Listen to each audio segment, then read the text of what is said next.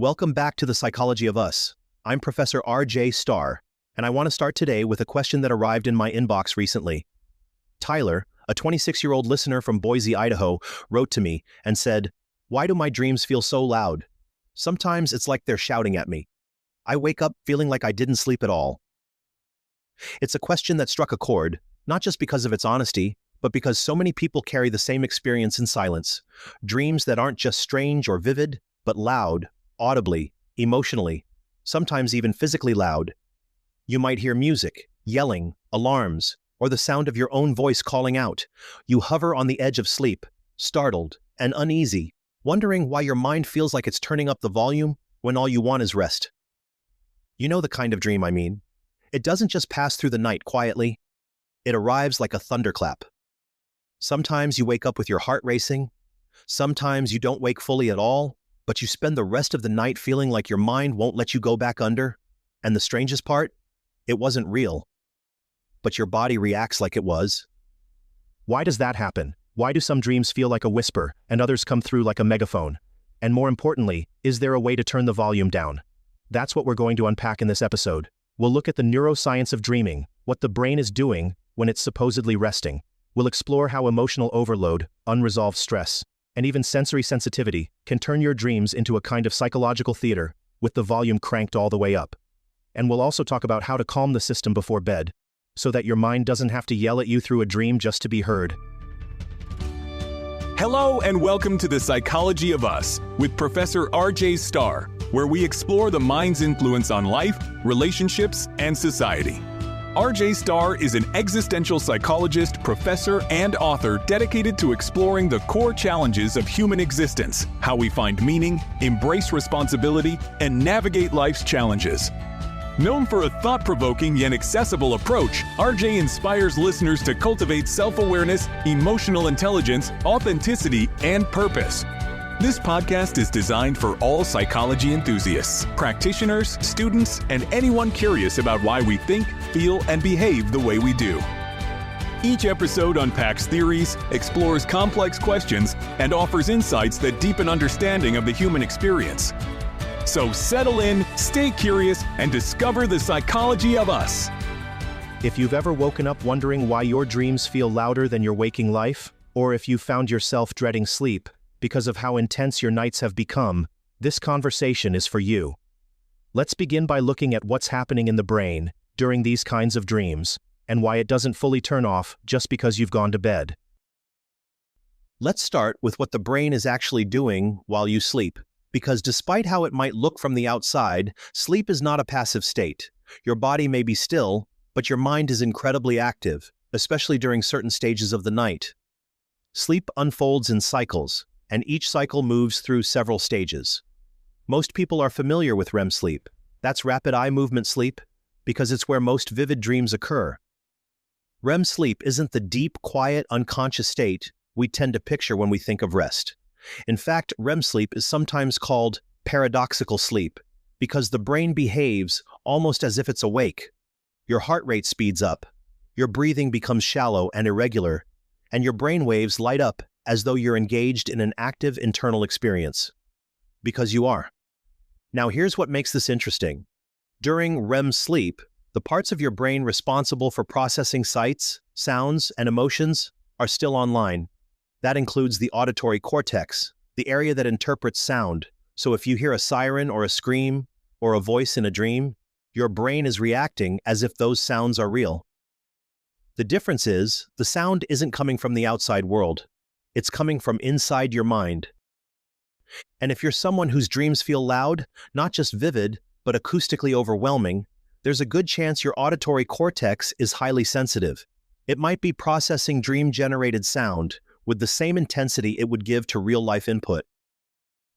This is especially true if you're already prone to heightened sensory awareness, or if you're someone who wakes easily to noise. This can include people with high sensitivity temperaments, neurodivergent traits like ADHD or autism, or even those recovering from trauma, anyone whose sensory systems are more finely tuned. The line between perception and imagination is thinner than we like to admit, particularly in sleep. But it's not just about sound. REM sleep also ramps up activity in the limbic system, especially the amygdala, which is your brain's emotional alarm system. Neuroscientific research has long confirmed that REM sleep plays a central role in emotional memory consolidation and mood regulation, which may explain why the most emotionally intense material tends to emerge during this stage. That's why dreams often carry an emotional charge: fear, anxiety, sadness, sometimes even euphoria. When these systems are firing together, vivid imagery, strong emotions, and a mind on high alert, you get a dream that doesn't feel restful.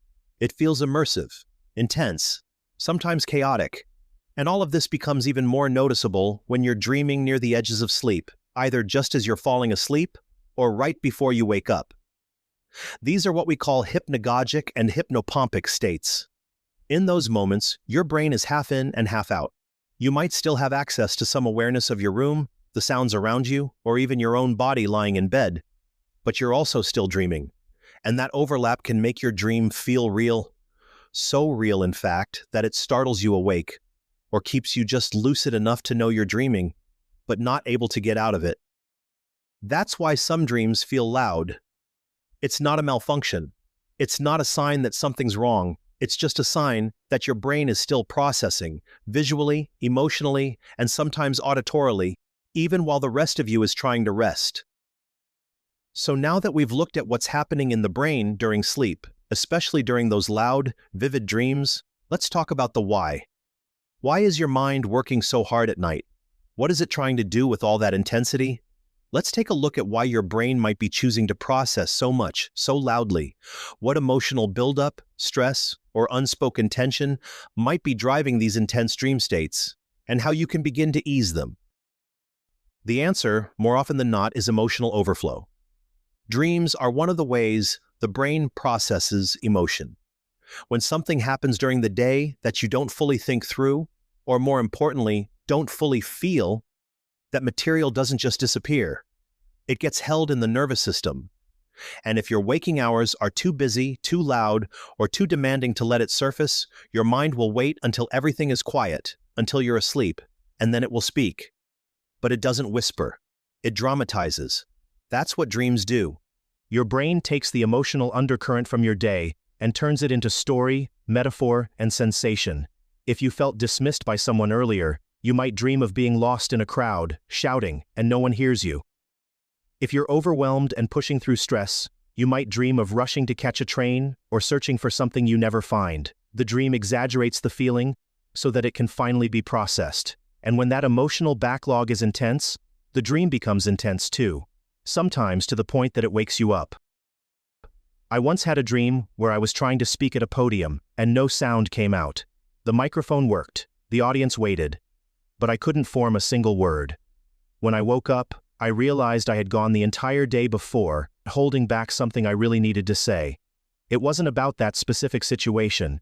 It was about how often I silence myself to keep the peace. Dreams don't always speak in code. Sometimes they just repeat what we're too polite to admit. That's why the volume in your dreams isn't just about sound. It's about emotional volume, how much you've been holding, how much hasn't been acknowledged, and how urgently your mind is trying to make sense of it all.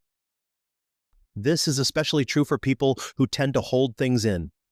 If you're someone who tries to stay calm for others, who swallows frustration to avoid conflict, or who intellectualizes emotion instead of sitting with it, your dreams will often do the emotional labor for you. They'll become the one place where your feelings can finally break through. But they do it on their terms, not always gently, and not always when you want them to. Stress is a major driver here, but it's not just about stress in the traditional sense. It can be the pressure to perform, the weight of responsibility, the grief you haven't made time to feel, or even the joy you've suppressed because there was no room for it. Anything that carries emotional charge can show up as an oversized dream if it hasn't been metabolized. And then there's a more subtle factor: sensory overstimulation. In today's world, your brain is constantly taking in input: screens, sounds, alerts, conversations, background noise. Even if you're emotionally steady, your nervous system can still be overstimulated. And when it doesn't get a chance to discharge that stimulation through rest, movement, or focused downtime, it tries to do it in sleep. That's when the dreams get chaotic, fragmented, or loud, not because you're emotionally unwell, but because your sensory system is overloaded and your brain is trying to file it all away while you sleep. So what you're experiencing in those intense, noisy dreams isn't a mystery. It's a message. Your mind is saying, there's too much here. Help me carry it. Now let's dive into how to do exactly that. How to ease the buildup before bed so your mind doesn't have to speak so loudly just to be heard. If you've been having dreams that feel too loud, too vivid, or just too much, you're not alone. And you're not broken. Your brain is simply doing what it's wired to do. Process the unprocessed, speak what hasn't been said, and feel what hasn't been felt. The key isn't to silence your dreams, but to turn the emotional volume down before you get to sleep. Let's start with what you can do before bed. Your nervous system needs cues that it's safe to power down. A lot of people go from stimulation straight to sleep, answering emails, watching emotionally intense shows, scrolling news or social media, and then they wonder why their dreams feel like an extension of that same chaos. So begin by building a wind-down ritual. This doesn't have to be elaborate, it just needs to be repetitive and grounding. Reading a physical book, taking a warm shower, folding laundry slowly, or stretching in dim light, these kinds of activities send the message, we're done for the day. Another powerful tool is what I call a mental offload. When you lie down with a full mind, your brain will often turn that content into dreams. So instead of holding it all in, let it out. Just 5 minutes of journaling before bed can make a difference. You don't need to solve anything. You just need to name it. Try the sentence. What I'm still carrying from today is... And let yourself be honest. The goal isn't to fix the feeling, it's to acknowledge it, so your dreams don't have to scream it. If you tend to wake up from dreams that are emotionally intense, it also helps to give your body what it needs during the day. That means movement, especially the kind that engages your whole system. Walking, dancing, or even tapping one side of your body and then the other. These are forms of bilateral stimulation that help your brain process emotional content without needing to store it all up for sleep. Sensory regulation is another layer.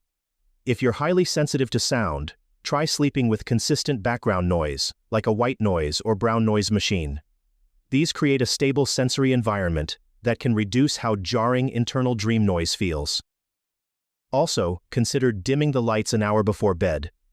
Melatonin, your body's sleep hormone, relies on darkness to do its job. And be cautious with alcohol. It might help you fall asleep, but it disrupts the deeper stages of rest, leading to more fragmented, emotionally disorganized REM later in the night. You can also create emotional space before sleep through a simple phrase, "That's not for now." After you write something down or acknowledge a worry, gently tell your brain, "That's not for now." You're not avoiding it, you're postponing it, consciously and with care. That small act of self-permission can soften the pressure to keep thinking or resolving things in your sleep. One more piece. If your dreams still feel overwhelming, ask yourself whether your mind is trying to speak, because you haven't given it other safe places to process. Often, when we avoid emotional reflection during the day, because we're busy, or scared, or just too tired, our psyche finds another route. It speaks through dreams. So one of the most powerful things you can do is simply begin listening while you're awake. What feels unresolved? What have you been carrying alone?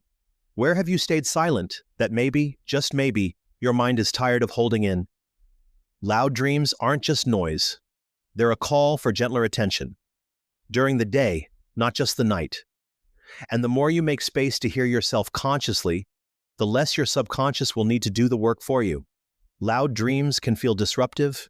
They can leave you tired, agitated, or even confused, wondering why your own mind won't let you rest.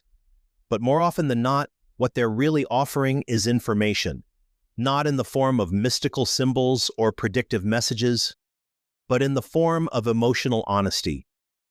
They tell the truth we didn't have time to face or didn't feel safe enough to say. Maybe the truth is that you're carrying more than you let on. Maybe there's something you miss, something you regret, something you haven't said out loud in a long time, Or maybe it's just that your system is overstimulated, overworked, and undersupported, and your dreams are the only place your brain has to make sense of it all. When a dream feels too loud to sleep through, ask yourself, what's unresolved? What hasn't been heard? And what small space can I make in my waking life to listen, to name it, to let it soften? You don't have to decode every dream. You don't have to chase down every symbol, but you can start creating enough space in your day so that your nights don't have to carry so much weight.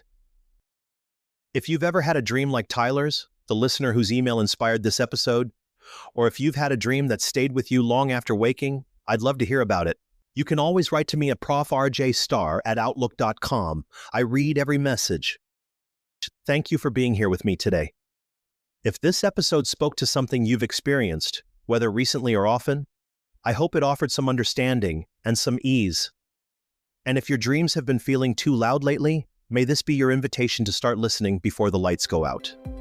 That wraps up this episode of The Psychology of Us with Professor RJ Starr.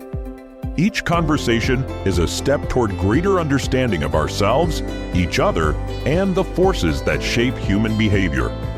Listeners are invited to continue the conversation by sharing their thoughts, questions, and topic suggestions at profrjstarr@outlook.com. Every message helps shape future episodes, ensuring the discussions remain relevant, thought-provoking, and meaningful. For those who find value in these explorations, subscribing and leaving a review is a great way to support the podcast and bring these insights to a wider audience. Until next time, stay curious, stay thoughtful, and keep exploring the psychology of us.